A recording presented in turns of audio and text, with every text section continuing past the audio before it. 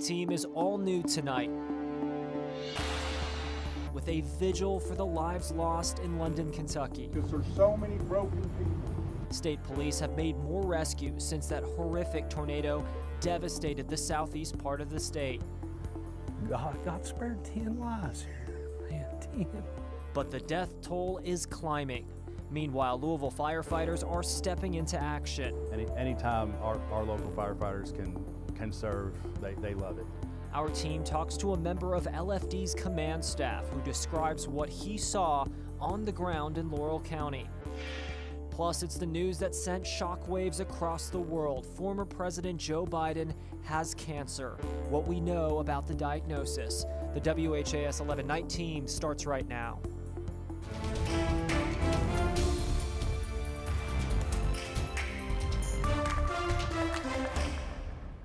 Say on behalf of me, my family, our church, I think I can speak on behalf of everybody. Our hearts are broken, absolutely shattered. A storm-ravaged community tonight is Kentucky Strong, gathering to pray for the many lives taken too soon by the destructive weekend tornado. Thanks for joining us right here at 11 o'clock. I'm Isaiah Kim Martinez. Tonight at London, Kentucky's closed airport, we saw a group wrap their arms around each other. London's Mayor Randall Weddle had this message. Amen. And if we've ever needed the Lord in this community, I believe it's right now to bring us together. And we need something, a revival, something to break loose, because there's so many broken people. The death toll rose today in southeastern Kentucky. Governor Andy Beshear said a Russell County woman is now the 19th person killed by the weekend's severe weather. 10 people remain hospitalized, with 3 of them in critical condition. Officials with the National Weather Service were out surveying the damage today in the hardest hit Laurel County, Kentucky. The storm itself started in Missouri. That thing tracked 500 miles across the southern part of Kentucky into eastern Kentucky. But there's catastrophic damage through here for sure. There is not much left of what was the houses.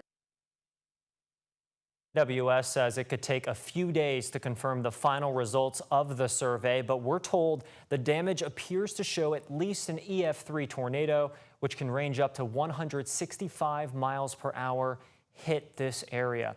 And when you see the debris from up above, it's easy to tell why.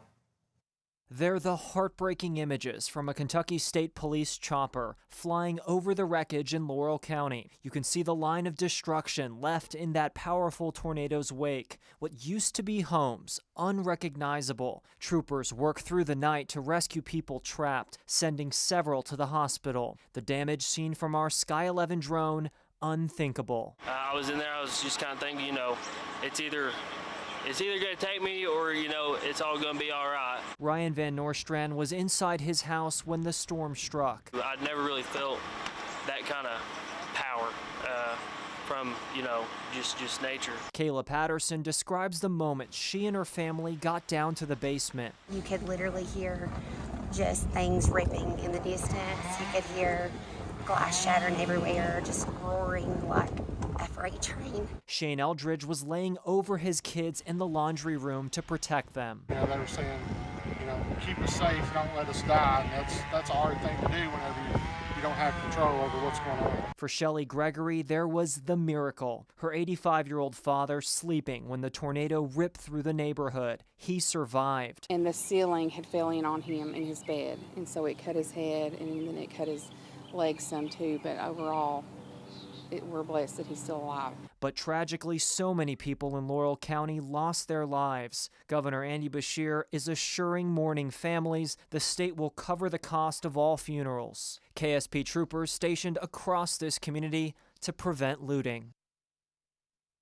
Meanwhile, we know the tornado pummeled nearby Pulaski County too. That's Somerset, Kentucky, where one person died.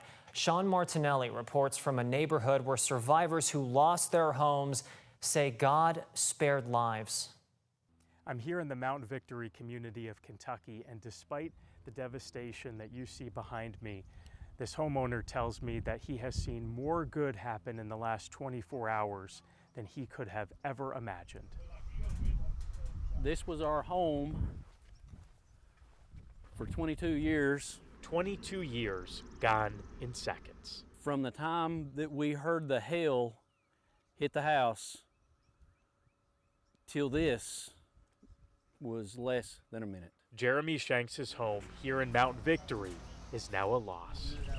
The pressure buildup, the noise, the popping of the ears, and a gut feeling like you came off a roller coaster. Jeremy and his wife buckled up, then survived without a scar. When I came up to you earlier, I mean, you gave me a handshake and a smile through all this. Where does that come from? Knowing that none of this is important, knowing God spared 10 lives here, man, 10. It wasn't the case for those in London. Or, man, my family's safe, we're good, dude. Friday brought this community horror. Sunday now brings hope. I'm so thankful. We're blessed. Jeremy says strangers keep coming by offering help. I don't know none of that stuff up there. They brought trailers, campers, machines, trucks, food, water, clothes. I'm ashamed to even take anymore. Which brings us back to that moment Jeremy and I first met. I shook your hand because I get down on people, and the good people, 300 to 1. 300 to 1. Odds that will get Jeremy and Mount Victory back on top. In Pulaski County, Kentucky, I'm Sean Martinelli. Here at home, first responders across Jefferson County, including Louisville Fire, PRP Fire, and Anchorage Middletown, have sent crews over the last couple days to help the hardest hit communities.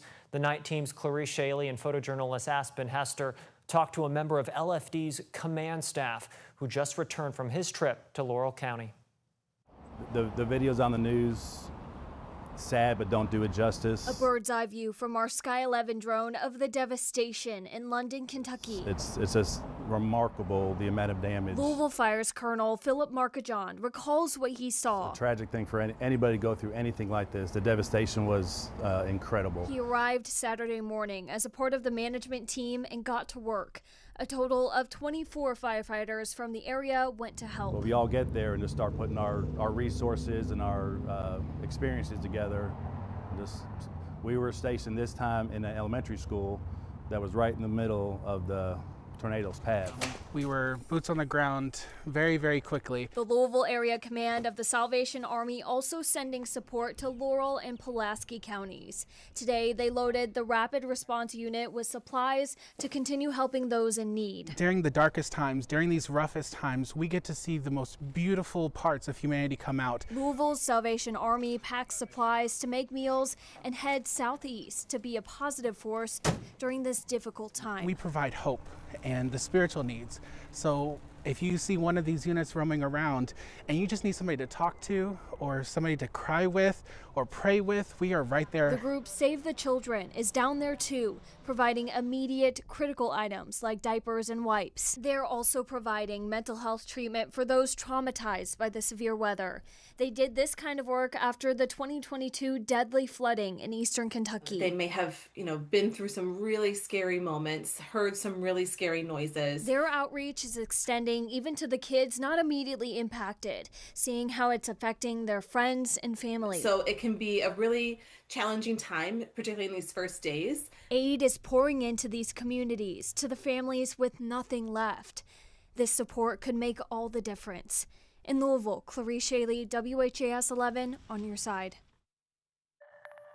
By the way, back out in London, Kentucky, Walmart has partnered with Operation Barbecue Relief to provide a free meal to those in need.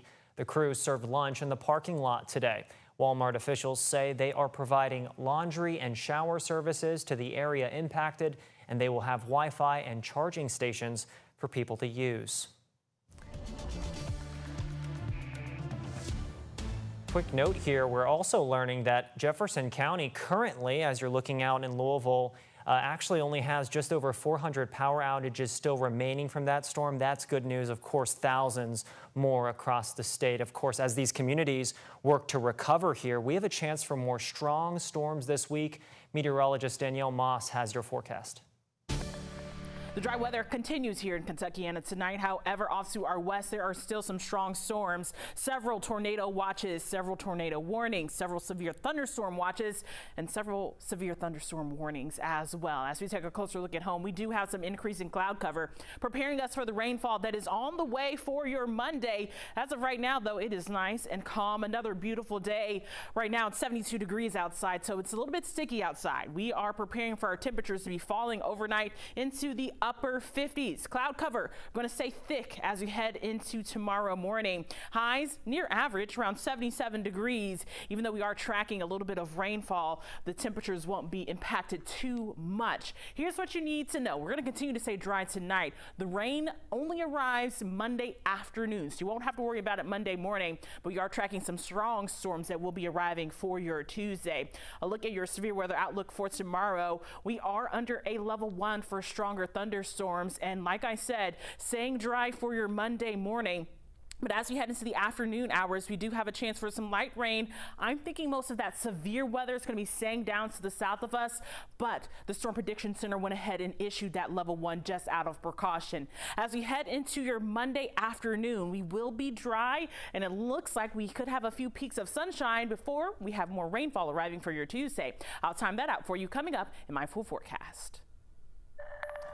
Tuesday will be the day to watch. Thank you so much. Now to the bombshell report heard around the world. Former President Joe Biden has cancer. The 46th president was diagnosed Friday with prostate cancer. That's metastasized to the bone, according to the statement from Biden's office. The statement says, quote, while this represents a more aggressive form of the disease, the cancer appears to be hormone sensitive, which allows for effective management, end quote. The 82-year-old Biden and his family are reviewing treatment options with doctors. Now, President Donald Trump sent well wishes to his longtime bitter rival. On social media, Trump wrote, quote, Melania and I are saddened to hear about Joe Biden's recent medical diagnosis. We extend our warmest and best wishes to Jill and the family, and we wish Joe a fast and successful recovery. More local news tonight. You will meet the 2 men who want to be the next leader of JCPS, the next superintendent, and it's only on WHAS 11 News tomorrow evening. Sitting down for 2 live interviews in our newscast is Ben Schuldener, who will be with us at 5 p.m., and Brian Yearwood at 5:30 p.m. tomorrow. They're the JCPS superintendent finalists to replace outgoing superintendent Marty Polio. Connie Leonard and Doug Proffitt will be asking them why they want the job one day before they meet the public. It's tomorrow, only on WHAS 11 News at 5 o'clock.